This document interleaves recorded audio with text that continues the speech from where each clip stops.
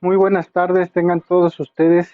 Les compartiré una pequeña cápsula en materia del derecho laboral, inquietudes que de repente saltan a los ciudadanos, a los propios abogados.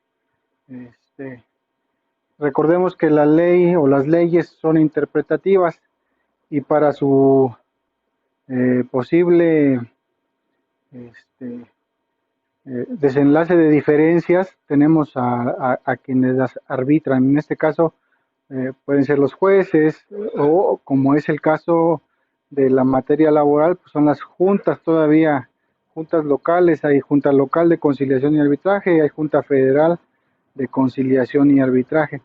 A estas les pertenece ser el árbitro en los litigios, si así se puede decir, laborales, este, y en este caso son los que decidirán quién tiene la razón en la interpretación de esta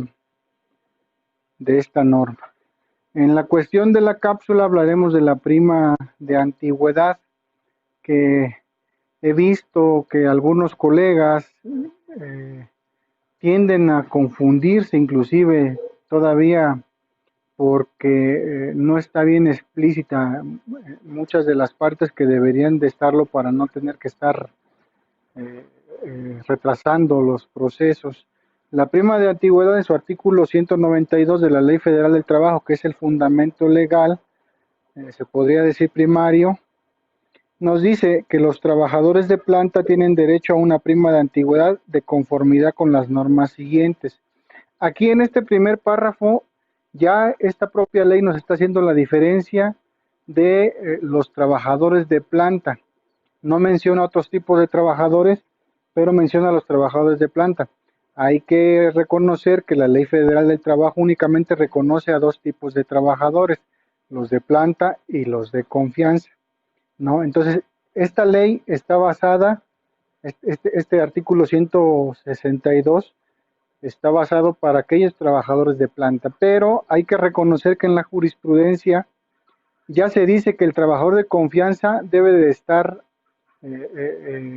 conceptualizado, se pudiera decir, no solo por el nombramiento que se le da en un contrato laboral, sino entonces esto quería decir que a todos los nombraríamos trabajadores de confianza para que no tuvieran esta prestación, sino que más bien tiene que ver con el puesto que se le está otorgando o el puesto de trabajo que tiene.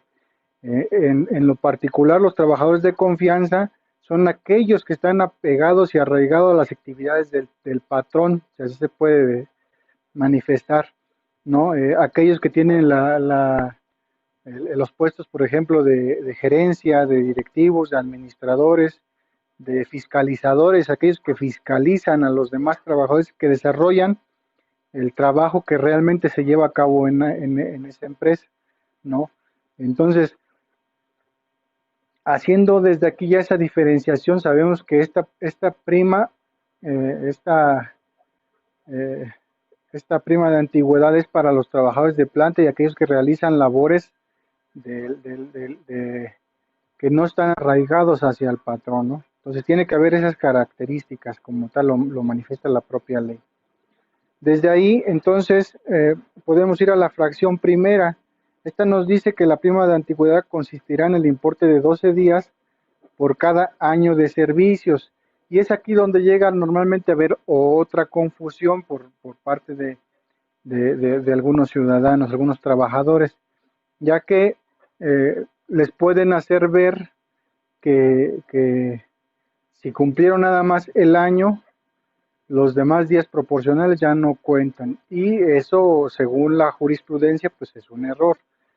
Como esta no es una indemnización, sino es una prestación laboral y tiene que ver con la prima de antigüedad, tiene que contarse todos y cada uno los días que conforman esa antigüedad, aún así sean proporcionales, es decir, aunque no hayan cumplido el año, tienen que tener esta prestación o inclusive después del año más los días que trabajaron o que laboraron hasta el momento de su despido, injustificado, de su separación también se podría decir, nada más que hay otras características, o despido inclusive justificado, ¿no? Entonces, en esta cuestión del tiempo es proporcional.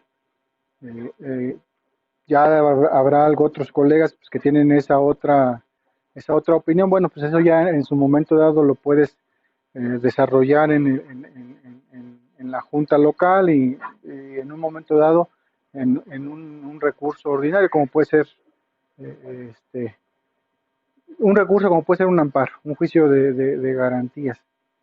Este, entonces, vamos aclarando ya estos dos puntos y en la fracción número 2 habla sobre que para determinar el monto del salario se usará lo dispuesto en los artículos 485 y 486. Esto se da porque hay un tope salarial para esta prestación y se basa en dos salarios mínimos generales, ¿no? Si tú ganas más de dos salarios mínimos, el tope será los dos salarios mínimos. No se te pagará exactamente si ganas más salarios mínimos, tu salario diario, sino el que se encuentre al límite de los salarios mínimos generales. Ese será el tope para el cálculo de esta prestación y como mínimo, obviamente, el salario mínimo general. No puede ser menor a menos que, bueno, ya que trabajes por prácticamente por días, no una semana o jornada laboral completa, bueno, ahí se tendrá que computar este, por los días y dividir en lo que queda el monto. También aquí hay que tener en cuenta que el cálculo se debe de realizar con el salario diario integrado. En este se incluyen lo que son vacaciones, prima vacacional y aguinaldo para poder desarrollar el salario diario integrado. La prima de antigüedad se debe de calcular con el salario diario integrado y no con el salario diario. En la fracción tercera nos habla que la prima de antigüedad se pagará a los trabajadores que se separen voluntariamente de su empleo siempre que hayan cumplido 15 años de servicio, por lo menos. Asimismo se pagará a los que se separen por causa justificada y a los que sean separados de su empleo independientemente de la justificación o injustificación del despido.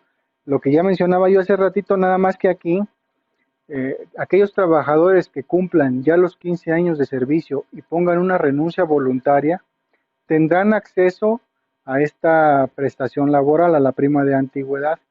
Aquellos que no hayan cumplido los 15 años de trabajo, obviamente no tendrán de manera legal acceso a esta prestación de la prima de antigüedad, no lo manifiesta muy claro la ley, ¿no?